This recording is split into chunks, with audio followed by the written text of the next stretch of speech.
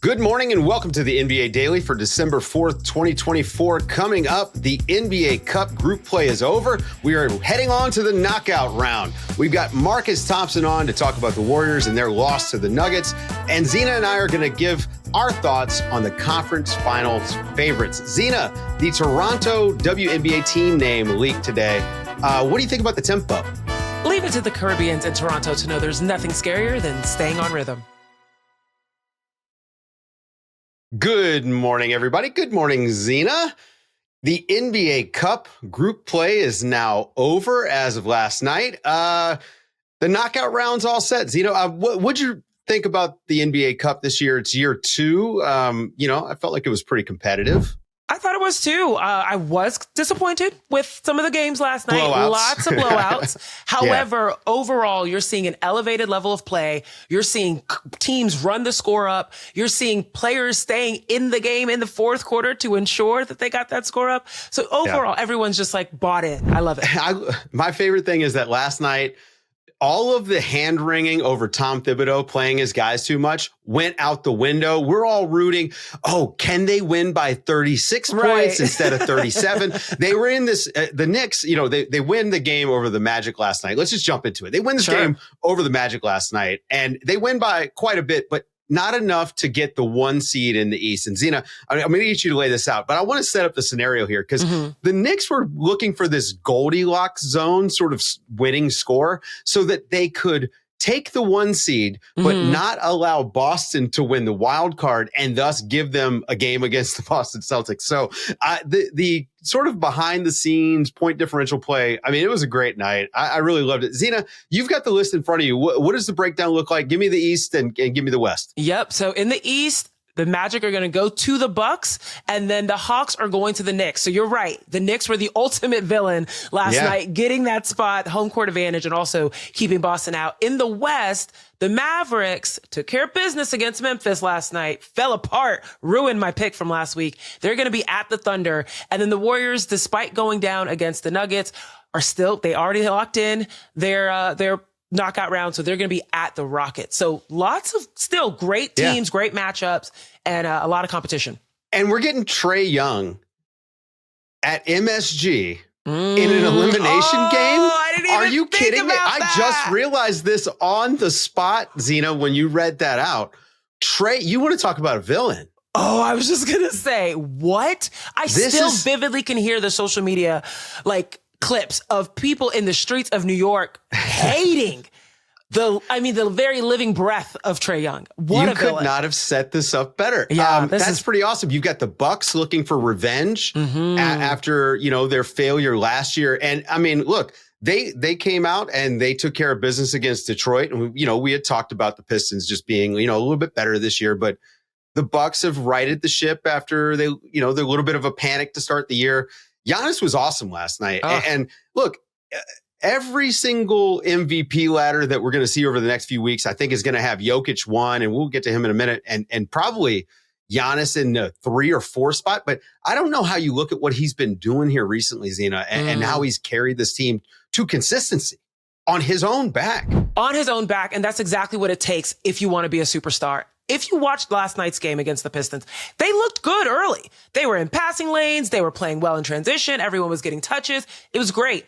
And then in the second quarter, the Bucks became monsters. They unlocked another level to their offense, mainly by shooting threes. But it was Damian Lillard, Giannis in the pick and roll, Giannis being able to find his teammates. He had 4 assists in that quarter. And that was really the change of the game. Being able to get in rhythm, all led by Giannis. And with that dug a hole so deep that the Pistons could not come back. So good job. Giannis got the work done early. He could sit in the fourth quarter. Yeah, look, I'll tell you what, to get into the holiday season, if you want to see something fun, go and look at his shot chart, and it's super green right now. It looks like a Christmas tree. I mean, it is.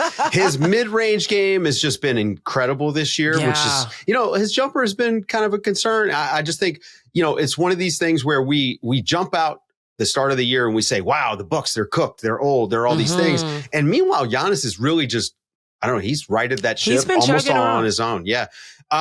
Cleveland picks up a win, but they don't make it on in the tournament. Donovan Mitchell actually left the game briefly, got a little thing in his shoulder, but then came back. So, that's good news for the Cavs, who continue to roll this season, because these games still count for regular season, record as well. It's not just NBA Cup games, which is pretty nice. The Knicks, that offense looked amazing. Karl Anthony Towns was just completely dealing. And this is stuff, Zena, that we talked about early on. Again, you're so big on bigs that it seems like we're constantly focused on the big guys for these teams. But we talked about how when the Knicks finally started to use Karl Anthony Towns as a passer and getting him operating out of the elbow, and he was just throwing some sick stuff. Although that the pass at the buzzer was not a pass. See, that was a drop pass where we all got lucky. Yeah, we all got lucky there. But anyway, incredible game from him, incredible game from the Knicks, and they continue to roll offensively. Knicks offense took fire again, similar to what you saw in the Bucks game. Orlando Magic started nicely, 14-6, and then the Knicks were like, we're going to take this over. You know what? You could say that they were in tempo, as Toronto would say. But really, they were physical. They got in rhythm. They were a perfect 20 for 20 from the free throw line, which is huge. But I think the biggest stat of all, they were able to take their physicality that you saw all over the court and convert it. They rewarded themselves 15 turnovers, 32 points off of turnovers. That doesn't happen in the NBA. Yeah. You get some transition breaks sometimes, but that often to be able to literally convert almost on every single turnover, unbelievable. 6 players scoring in double digits. They're figuring things out in NY. Yeah, it was tough for Orlando. They just couldn't stick a shot. And, that happens from night to night. Yeah. We got to talk about Spurs and Suns. Neither team, made it to the knockout stage. The Suns were in it until the Mavs picked up their win over the Grizzlies. Right. But KD left at halftime, after halftime, with a sprained ankle. We haven't gotten an update on that as of yet. So we'll keep you posted as we hear more this week. But, this team is just finally starting to get healthy. We're just starting to see them at full strength and what it can look like. And the truth of the matter is, full strength is only when KD's out there. It is nowhere close to full strength when it's just Booker and Beal. KD is the key to their entire season. So this is a big deal if he has to miss some time. Especially, with the ankle, you're anticipating 2 weeks at least. It's going to be tough. One thing I'll say, Devin Booker looked like he was ready to shoulder the load last night. I mean, he took over that game, 29 points, 9 rebounds, assists. He actually became the 9th youngest player to hit 15,000 points. Everyone talks about the year after players play in the Olympics, they kind of like evolve. They hit another level. A lot of the focus has been on Jason Tatum and almost talking about it as a revenge tour because he didn't play much. We got to shift our attention to what Devin Booker's also been doing. And we've been talking a lot about him playing in these different roles, being a chameleon. He absolutely was a chameleon tonight. KD goes down off that take in the second quarter. Booker takes over. And also good defense overall by the rookies again. Oso Ighodaro, Ryan Dunn, just pressuring in the perimeter, making it tough to get the ball inside, and also making it tough for a particular 7-footer that likes to shoot outside. Wemby went 1 for 9 on the night. Didn't score in the first half. Picked it up in the second, but it wasn't enough. Jeremy Sohan was back for them. Don't know if you guys caught that green hair. Hair was green, very green. I couldn't focus on the court or his hair. Yes, I wasn't sure. It was incredibly green hair. But overall, Suns did a great job being able to pick up the slack with KD out. Now, we're going to dig into the game on the Warriors side a little bit more after the break with Marcus. But, the Nuggets beat the Warriors. And Nikola Jokić did the thing that he does. He had 38 points, 10 rebounds, 6 assists, 5 steals, plus 23 in 40 minutes in a game that they won by 4. And, again, it's the same old story for the Nuggets where Nikola Jokić, best player in the world, this ultimate rising tide, he just makes every single person on the court better for them. But at some point, man, these guys have got to step up around him. Michael Porter Jr. wound up scoring some points tonight and had a decent game. Aaron Gordon probably had his best game since he's been back, hit some shots. But you're big on bigs. Jokić, best in the world. But is that going to be enough when we get to the playoffs? That's a great question. I don't know, especially with what this team looks like. It is very clear that everything, not just offense, even defense, everything runs through Jokić. When he is on the floor, everything runs smoothly.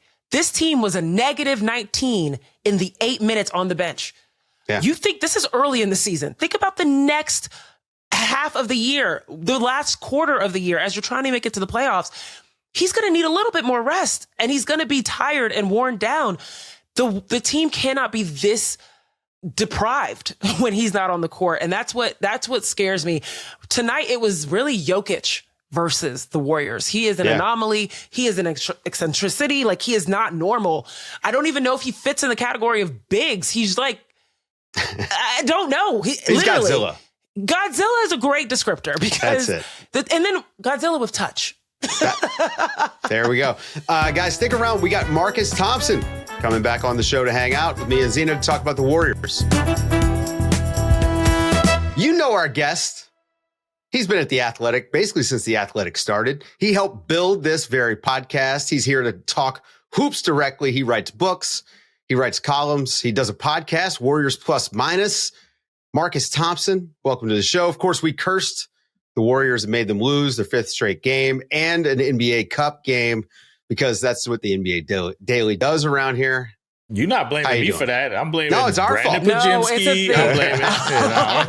I'm blaming Buddy Hield missing wide open threes. Yeah, can we blame Steph's knees at all? Do you think? Nah, I mean, Steph was fine. Steph was good. I thought he looked okay. They were talking on the broadcast about the new rotation and they've got to shorten it up. Well, Steve Kerr played 10 guys in the first 10 minutes. So what did you think about the difference in the rotation tonight? They did sub Steph in at different times and in and out, but did they keep him fresher down the stretch? That was the big thing. The big thing was instead of letting Steph sit to end the second or the first and third quarters, they put him in the middle. And there was periods there where you could feel like Steph was like, yo, why are you doing this to me? Like, it felt like torture. But you could see in the fourth quarter, like, it helped him. He was fresh. He took Jamal Murray off the dribble every single time down. Like, every time he wanted to, he did. So, well, to be fair, it is Jamal Murray, right? Like, I mean, listen, the part that like this game underscores, just like the previous 4 losses, is they don't have another creator. They just don't. So it's not that he beat Murray. He's got to beat him bad enough to beat the help too. And that's the thing, because the help is there. They're ready. So he's got to like really blow by the guy. Otherwise, he's just going into a trap. So I do feel like he was fresher. It worked, but it doesn't solve the main problem, which is they just don't have another guy. And you just got to have one. What's tough is that you watched this game, you thought Jonathan Kuminga was that guy. And at some points earlier this season, you thought Andrew Wiggins was that guy. And when you look at the last play, Andrew Wiggins slipping, falling, Russell Westbrook coming to get that ball, you're like, yeah, they don't have a solid, consistent, you can trust this guy with the ball at the end of the game type of guy. And I'm wondering, can you find one within this roster or do you have to go outside? No, you got to go outside. The thing with Wiggins and Kuminga, like even Kuminga, he was like finishing, but he's got to move. In the modern NBA, when the floor is spaced out, you have to be able to dribble. And I don't mean dribble. I mean, you got to handle the rock. Right. You got to have improvisation. You got to have what the youngsters call wiggle. They don't have dudes with that. Like I'm going to make my one move. I can do 2 dribbles and I'm going to hope for the best. Like, nah, you need somebody to left, right, spin. And, like Jokić can do it. Like, they need players like that. They got one guy. And the other option might be Podziemski, but... Yeah. His footwork does look pretty in the paint. No, he's got it. He's got it. Right, in the paint, but getting past defenders sometimes is where he really struggles. Then there's the finishing, though, too. Right. Like, you got to be able to finish once you get inside. And he doesn't have that first step like a guy like Steph has, you know? Right. Look, Jokić in this game was dominant. And I'm not sure what, this is kind of the similar thing that we've dealt with for years with the Warriors, like no Draymond Green. So maybe it's a different story if he's out there. But you ever worry about their size in the West? Because I mean, basically, to make a run at a championship, they're going to have to go through one of these teams that has a big, and some of them have 2. And you watch Jokić just dominate them out there like that. And I have been thinking, what do they do? Of course, they need another number 2 guy, but is there a way for them to upgrade in the middle that makes a difference? No. Like, there's not like big dudes out there. Like, what about Nikola Vucevic? I agree. Vuce is does not he do anything Jokić. for you? No, well, okay, he's not but can he Jokić. outscore him? Can he score with him? I don't know because that's an issue too, right? That isn't it. To me, the issue is offense. It's not defense. Like that. Right. That's the problem. Like Jokić is going to get a bucket, and Jokić is getting a bucket. Like it doesn't matter who you put out there. There's not another guy you can just go get that's going to stop Jokić from getting the bucket. The question is, can you respond? And that's what they don't have. If they drop 120 tonight, they win. I mean, Buddy Hield is wide open, butt naked for a three. Doesn't hit it. Like Steph draws two, jumps it off to Kuminga. That has to be a dunk. You can't get blocked by Jamal Murray. Like that's what they need. So in the end, you just got to seed Jokić. Like it's going to happen. And I actually agree with their philosophy. Vooch is going to destroy their defense. Like, period. That's going to happen. I'll take my chances with Loon and Draymond and being able to go on the other end and kind of operate. Like, to me, like, I'm not against the Vooch. Like, I like the Bulls. We've watched Vooch in the playoffs. Like, this is Matadorian, right? Like he's going to be picked on. Picked on, for sure. No question. But to me, I like the idea, but they can't score in the fourth. That's the bottom line. So at what point do you incorporate play calling or timeouts and then being able to create something off a timeout from a Steve Kerr versus allowing them to play and try to develop something, which I thought was happening in the last parts of that game where Steve Kerr, you saw him rolling, let them play, like allowing them to continue rather than stopping the play and setting something up that they have found success with. I do think the onus is greater on Steve because of the limited offensive options. Right. But I actually think their offense creates good looks. Like it does. And it did tonight. It's true. Buddy Hield just can't make a shot. Yeah, I don't Gary know what's Payton going on. had two wide open threes. He made one, missed the second. Like that's how it goes. I do think everything is exaggerated in their situation. For instance, Steph, he drove 3 times, got a couple good shots out of it, got the jumping kick, but then he goes for the step back 3, right?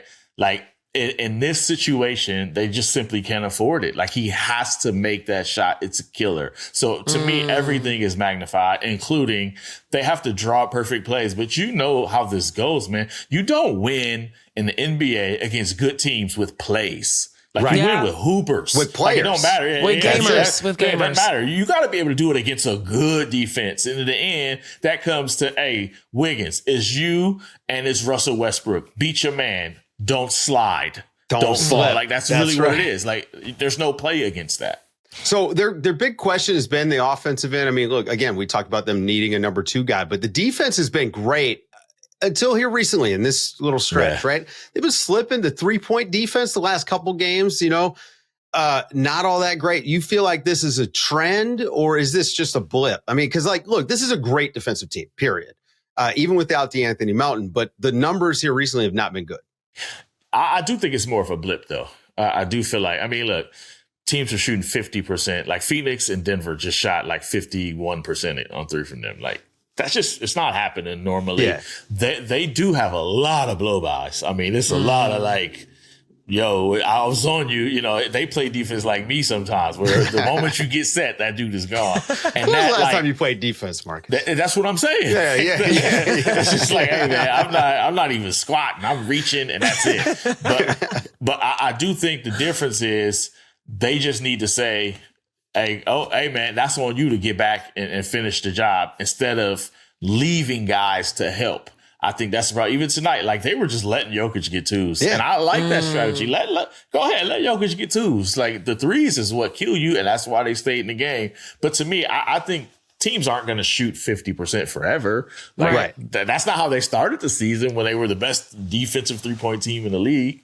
Now, here's the thing. Not everybody's going to shoot 3s, but people are still going to play hard. And this is the issue that got them into this position where this is their 5th straight loss, right? And there's been some losses that were not phenomenal 3-point shooting or were not necessarily the most physical games. It was just the Warriors not playing to the standard of Warriors basketball. So now 5 straight losses. What's the answer? What's the solution? The answer is they just need Steph to go crazy. If you really look at the 5 losses, that's kind of been the difference. He was tired in San Antonio and didn't play well. Then they come back against Brooklyn. He probably shouldn't have played, should have taken the night off, didn't play well, doesn't play against Oklahoma City, comes back, doesn't play well. And tonight he didn't shoot that well. I think he was like 4 for 16 or something from 3. Yeah. Like these are the dog days. And at some point, Steph just got to get his rhythm going because look, Jokic is obviously incredible. And it feels the same where everybody eats off Steph in the same way. Everybody eats off Jokic. Like they literally cannot eat without him. Like that, that's what the other teams are saying. Like, hey, Steph, I'm taking you away. These dudes can't eat without you. So it's a big burden on him. They need like a 40-point game from him. I think that'll snap him out of it. Yeah. I mean, and go get him a running mate. Yeah. That's what they really need.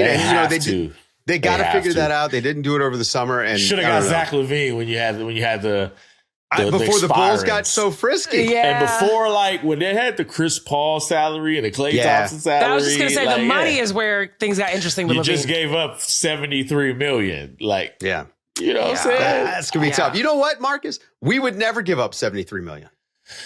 Ever. Who, me? Man, none of us. I didn't get that. Man, that's nothing to me, bro. I didn't gave up $73 million. Like, it's not 73 million cents. Yeah, you spent that on that brick facade. You know what I'm saying? I done gave up 73 million cents in my life easy. I don't even know how many dollars that is. Like how many? Hey, Yale, how many dollars is 73? Absolutely not. I have no idea. Yeah, Yale, please let us know. Yeah, it's in the thousands. She's doing it. She's doing it. She's trying. Yeah. All right. Go and read it while Zena does the math. Go and read Marcus Thompson over at The Athletic. Go and listen to him. Warriors Plus Minus, Anthony Slater, Tim Kawakami, all the guys. They're doing the show. My favorite Warriors show. It's the best. Hey, y'all better not pigeonhole me, by the way. I can, you know what I'm saying? Like, bring me back and talk about, I got takes around this whole league. You feel me? That's it. Like, y'all heard him. Quit playing with me. Stick around after the break. We're going to talk about Zena and I's favorites to make the conference finals a quarter of the way through the season. Okay, it's time for our question of the night. And we're a quarter of the way through the season, so this is actually a great time to check in on this. From reader Skip and Diane, that's the username over at The Athletic. Don't forget, guys, you can ask us questions over at the website. We've got the link in the show notes, so click it, go over, ask us a question. Basketball, non-basketball, we're trying to have fun here. When fully healthy, Zena, which teams do you feel are the favorites to be the conference finals for the final four in the NBA? Who are your picks right now from what you've seen so far? I mean, look, let's just break it down. The Celtics look like the Celtics. I think that's a no-brainer. If you are doing NBA coverage and you don't think the Celtics are going to be in the conference finals right now, I don't know what to tell you. You're not the watching question much. for me is, the question for me, Zena, have you seen enough from the Cavs that you feel like they're there? I'm nervous to say yes, only because the Knicks are not fully healthy. Ooh. And I know if you think about Precious Achiuwa coming back into the mix, I loved his game last year. I thought that he was a bruiser inside. He was a great screener. And I'm imagining if you move Karl Anthony Towns to his right position as a forward 4, allow Precious to be the paint protector, the rim protector, et cetera, that opens up a whole new world for the Knicks. It really, really does. So you think they've got another level they can get to defensively? I do. And not even just defensively, offensively too. Sure. Particularly for Karl Anthony Towns. And they're now rolling. I think they now have figured out how to get Jalen Brunson and Karl Anthony Towns to work together in tandem well. Yeah. I think there's another world in which when Karl Anthony Towns doesn't need to be the big on the floor for most of the time. Yeah. Scary. You know what? I like the Cavs. I just think they've got just this positional versatility. Their two bigs are so dominant. They've got 2 shot makers. The concerns I have are Darius Garland's size is a real concern. But the team that really poses the biggest problem is going to be the Celtics. Orlando is interesting, though. They are an interesting matchup for the Cavs because I think that defense could give them some problems. Correct. What about in the West? Thunder? You still on the Thunder train? Yeah, I am. Yeah. The Hardenstein thing is just too perfect, right? In the East, I'm still in the Cavs boat too. I'm just saying I'm a little tugged between the two. But in the West, I think it gets a lot more complicated. There are some factors. The Thunder, if Chet Holmgren, he's out, right? Hartenstein, if he gets in foul trouble, that's a problem. They now have to play small ball. that can be good. They're actually quite good in small ball, but how will that look in the course of a 7-game series when people are able to dissect you and game plan for you and wear you down? That concerns me. I actually really like the Rockets. Oh, I do. You worried about the youth? The only reason I'm not is because I do think that Fred VanVleet and Dylan Brooks have enough of veteran experience to get those young boys to whip into shape. I mean, really that's kind of what they've been doing here in this little run they've been going on, right? And I do trust Ime. I trust Ime Udoka. For me, look, I think Oklahoma City has just looked so good. There's no reason to think that they can't continue to do this. It's a toss-up from the rest of them. I know coming into the season, I said, hey, the Warriors. But the Warriors have some concerns, which we just talked about with Marcus, where they get the extra scoring. I mean, I think Dallas is looking okay. They're starting to kind of level out a little bit. And now I'm Luka's thinking coming Suns. back. The Suns look good. The West is really a bloodbath. So I think that you've got the Thunder that have separated themselves. And then you've got this mix of 3 or 4 teams. And I don't even put the Warriors in that. I would put the Nuggets in it only because of Jokić, like we talked about. But he's unstoppable. I don't know. I will say though, the West in particular it could go anywhere. Correct. The only team that's in the top 6, or I guess the 2 teams I don't think could do it. I don't see how Memphis can do it because I just don't trust them come playoff time. And the Clippers for the same reason. I was going to say, but everyone else is in the top 6 right now. If they made it to the conference finals, I don't think anyone would be that surprised. A bunch of really good basketball teams. So anyway, thanks for the question. Zena, got anything else on the conference finals before we go? Nah. I'm just excited for the West. Yeah. Sorry for the East right now because it's pretty cut and dry for you guys. I know. Yeah, it's going to be a long year out there. Thank you guys for listening to the show. Appreciate you so much. Go and subscribe to The Bounce. Zach Harper writes the funniest newsletter about basketball on the internet. For Zena Keita, I am Dave DuFour, and this has been the NBA Daily. Thanks for waking up with us.